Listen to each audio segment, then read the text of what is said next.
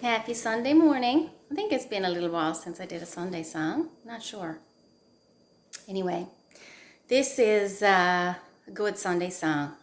I wrote this like I wrote a lot of songs. The fall my mom was passing away of cancer, and I had a lot of questions.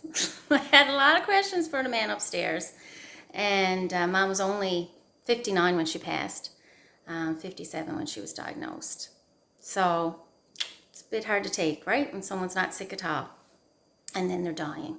Anyway, this is a song that came out of it, and I put a little bit of guitar to it last night.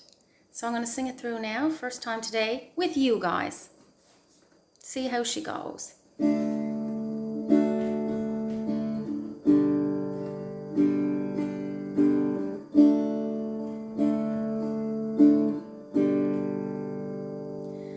I may know how you take your tea, and I may know that it's love you need, but I don't know how to search your heart. I can't tell you the light from dark. God of love, God of sky, misery comes before we rise. Is it making us pure? Testing our faith, letting us know how much we can take. God of sky, why oh why?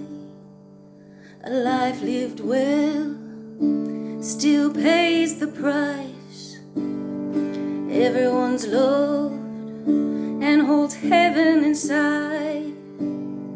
Jesus will come, his arms open wide.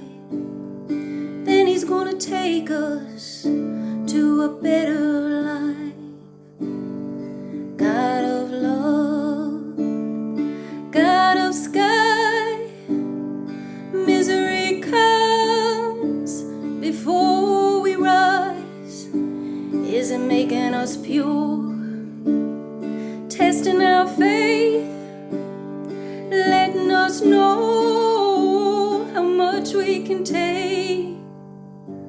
God of love, God of sky, misery comes before we rise.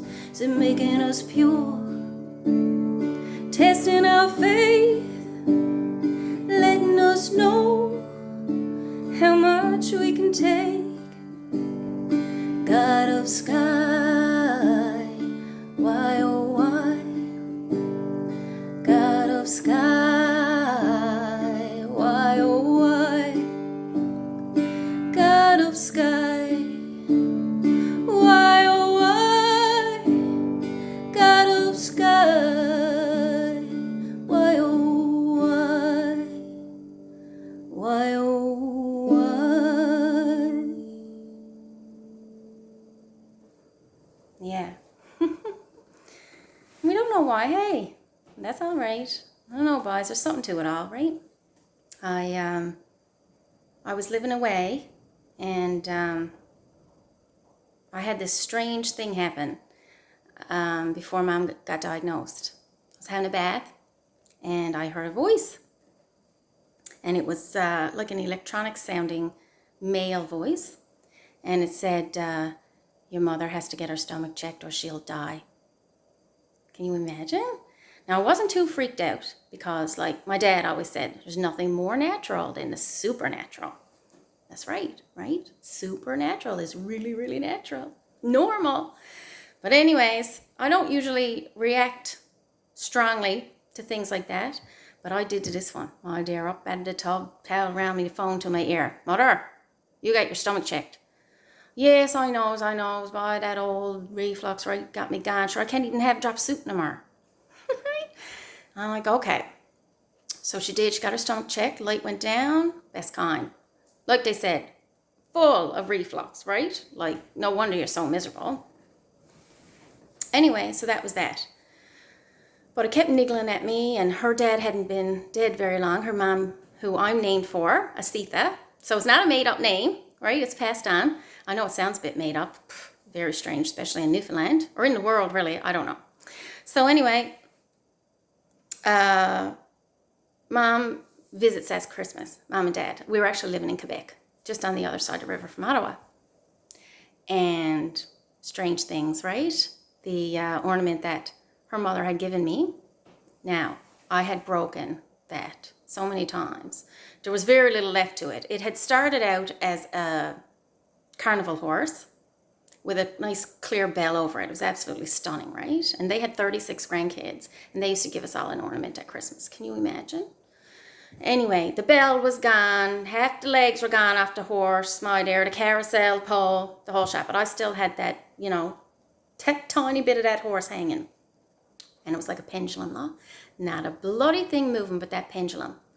And when I talked to Mother about stuff like that, she would go on, boy, that's not true. That's not true. Like, right? She never believed in an afterlife, right? We'd talk about that, and she'd say, but that don't make no sense, right? Always practical and pragmatic. Sure, that don't make no sense. How can that be heaven? Sure, if everybody's left behind, how can that be heaven? How can you be at peace? And I'd say, well, Mother, you got a different viewpoint, right? You got bird's eye view, I suppose, and you can see how everything comes together. So you're at peace. No, boss, she said, nothing. No, definitely not. Anyway, after Christmas, I just had so much niggling, I moved home after being away 13 years. And I was in a state too. Like, my health, like I've mentioned it before, was absolutely atrocious, right? The pain was wicked, and I was completely unable to, enjoy life, right? It was so bad, honestly. Mom used to check my email because she knew she couldn't call me. It was all input was painful, whether it was sound or sight, emotion, thoughts. All of it felt like pain in my nervous system. It was very, very, like an exotic pain. Like, it's not something I could compare it to, There's nothing else that happens in life that creates this kind of pain, I don't find. Anyway, I moved home out of it. And within 2 months, we were going to get Mom a colonoscopy. We weren't even going to a colonoscopy. We were going to the consultation for a colonoscopy. Her sister had colon cancer and said to everyone, please go get tested, right? Just, you don't need to have symptoms and stuff. Go get tested. So we go out. Next thing, Mother's coming out of the office, just giving her, right on ahead of me. Jesus, Jesus, Jesus, Jesus, Jesus. Anyways, gets outside. I got to go for emergency CAT scan, she said. She said he was pressing on my tummy, and he said, something going on there. Her stomach. Yeah, just like the voice said, her stomach was full of cancer. It wasn't inside of her stomach, it was her abdomen. All her lymph nodes. She was full of cancer. Can you imagine? Anyway, all that to say, there's always questions. And there's so much grace leading up to a death. And we spent 18 months leading up to her death after her diagnosis. And I always say grief and grace are two sides of the same coin. As much grief as there is, there's so much grace that comes. And this song is just sort of, I guess, the hoping side of that, but also being real about it. Why does everything have to go to shit before we die, right? Why does everything have to be so miserable? Why do we have to have so much pain? Even if we don't die in life. Jesus, our faces to the ground before we can get ourselves back up and feel half decent, right? It just seems to be the way it is. So that's why I wrote that song. And I hope you like that today. I don't know, I know there's probably a lot of people out there questioning, especially now, right? We got a lot of extra time on our hands and our minds are running. But I gotta say, there's something to it. Because since my mom died, like I've said to you before, she came as a woodpecker. And she also used to come as a seagull. If I could get myself out the house to go to the groceries, because, I was so down after she died. And on top of that, I was still in severe fibromyalgia flare-up, had very little energy. But that seagull would fly in front of me the whole way to the grocery store for 10 minutes, leading the way. So, And even though I got those signs and symbols, and I could hear her encouraging me to make certain meals that she'd make and things like that, I could hear her laughing, I could hear her comments on stuff.